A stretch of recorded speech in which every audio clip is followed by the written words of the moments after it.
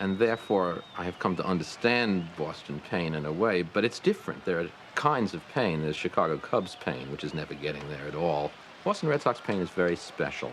Boston Red Sox pain means getting to the very last inch again and again and again, and then missing it by that little hair. It's 1946 when Slaughter scores from first on a single. It's 1948 when there should have been a Subway Series here in Boston, but they lost a one-game playoff to Cleveland. It's the year of the impossible dream, 1967, when they get into the seventh game of the World Series and nobody could beat Bob Gibson, not Lon Borg, on 2 days' rest. It's 1975 when, after winning the greatest game in the history of baseball on Carlton Fisk's home run in the 12th, they blow it in the seventh game of the World Series. It's 1978 when Bucky Dent, of all people, hits a home run and wins the game for my guys in a single-game playoff. And it's 1986, quintessentially, of course, when the ball goes through Mr. Buckner's legs, though one shouldn't blame him because that was the end of a lot of disasters. It just goes on and on and on, the last inch and never consummation.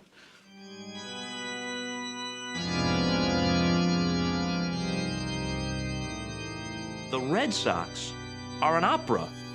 The Red Sox are... How? Why? The Red Sox have you looking up toward the heavens for an explanation. And of course, the Red Sox do this in New England, which is a hotbed of American literary culture. So they get written about to death.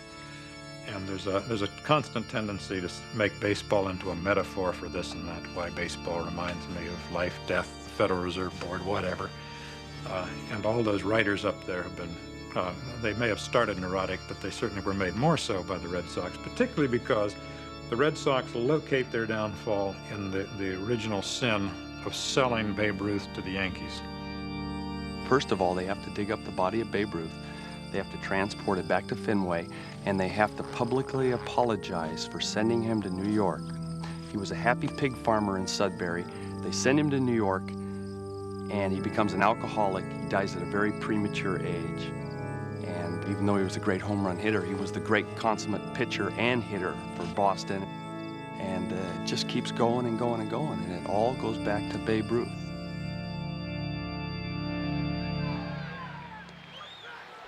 In 1986, the Red Sox were in the World Series again, facing the New York Mets. It was the first time a team from Boston had played a team from New York in the series since 1912, when Fred Snodgrass's fielding error had given the championship to the Red Sox. The Red Sox took the first two games in New York, lost the next two in Boston, then won the fifth. They needed just one more win to clinch their first World Championship since 1918.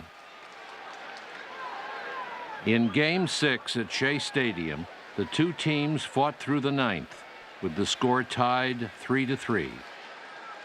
NBC had the World Series in 1986. It was my job to be in the Red Sox clubhouse after the sixth game. I went down at the end of the eighth inning. The score was tied, but I knew I had to be there quickly in case the game should suddenly end.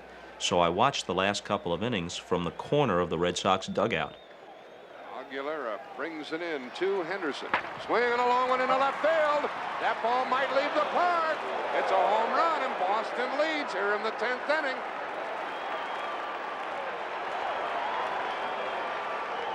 I watched Dave Henderson hit his home run, and the Red Sox tack on another run in the top of the 10th. And look at this bench.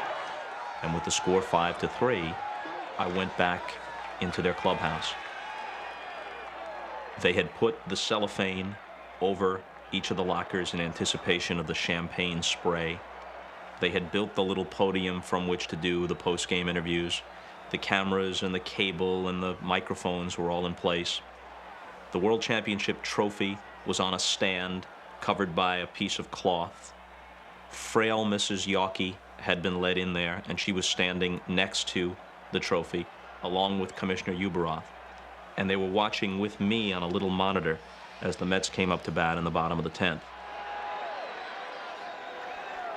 Boston reliever Calvin Schiraldi needed just 3 outs to win the game. Veteran first baseman Bill Buckner, hobbled by leg injuries all year, was often replaced in late innings with a younger player. This time, manager John McNamara kept him in the game. 0-2 to Wally Backman. Little poke job to left, Rice coming over. One away.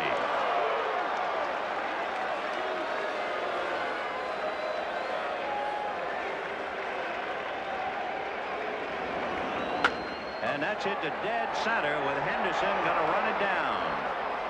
And the Mets are down to their last out.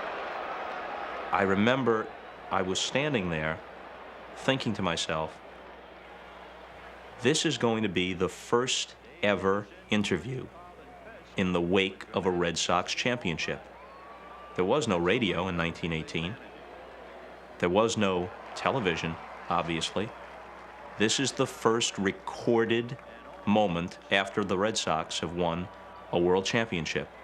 So I'm thinking, how should that be summed up? What do you say to Mrs. Yawkey? What do you say to McNamara? What do you say to Boggs and Rice and Seaver and whomever else?